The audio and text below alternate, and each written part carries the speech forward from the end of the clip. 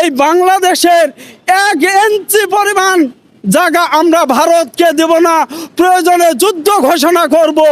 আবু সায়েদ আমাদের রক্ত দিয়ে বাংলাদেশ স্বাধীন করেছে, প্রয়োজনে আবু সায়েদের মতো 18 কোটি মানুষ আমরা রক্ত দিব, বুক পেতে দিব, কিন্তু বাংলাদেশের 1 ইঞ্চি জায়গা দিব না।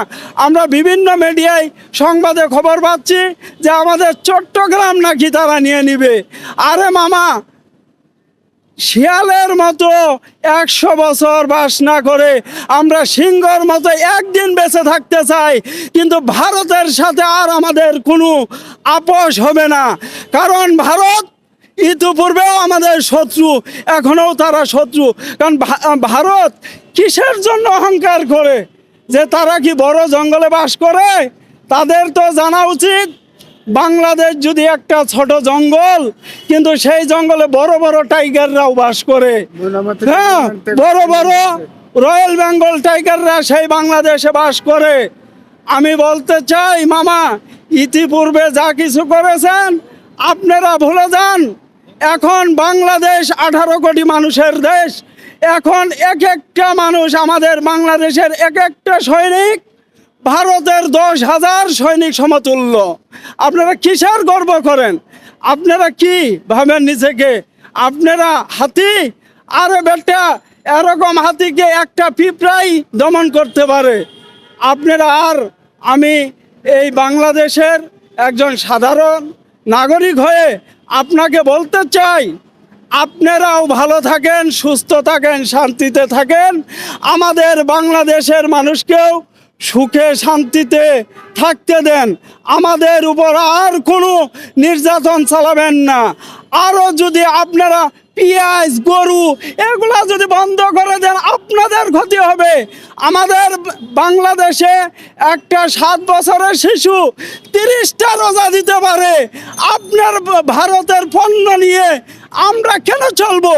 আপনাদের ভারতের পণ্য আমরা বর্জন করলাম।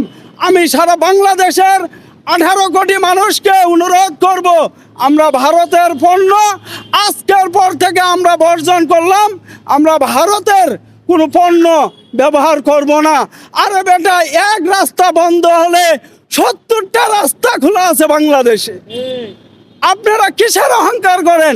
আর পৃথিবীতে কি কোনো দেশ নেই যে শুধু ভারতের উপর নির্ভর করে আমাদের চলতে হবে? কেন চলবো? ইতিপূর্বে চলেছি, সেটা কোন কারণে চলেছি একমাত্র আপনি জানেন। আপনার জানা উচিত যে একটা মানুষকে ভালোবাসতে যেয়ে এই 18 কোটি মানুষকে শত্রু বানাবেন না। আপনার কাছে যদি সেই একজন মানুষের মূল্য বেশি হয়ে থাকে, তাহলে এই 18 কোটি মানুষ কি হাওয়ায় উড়ে যাচ্ছে? তাদেরকে ভালোবাসেন। আমরা চাই ভারত আমাদের প্রতিবেশী দেশ, আমরা তাদের সাথে কোনো শত্রুতা, কোনো অনহিতা করতে চাই না।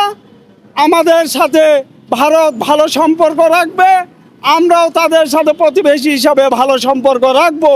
আজকে বিভিন্ন ভিসা বন্ধ করে দিয়েছেন। ভিসা বন্ধ করে দিয়ে আমাদের বাংলাদেশের চুল পরিমাণ ক্ষতি হবে না। আগে বাংলাদেশে আমাদের চিকিৎসার ব্যবস্থা ভালো ছিল না।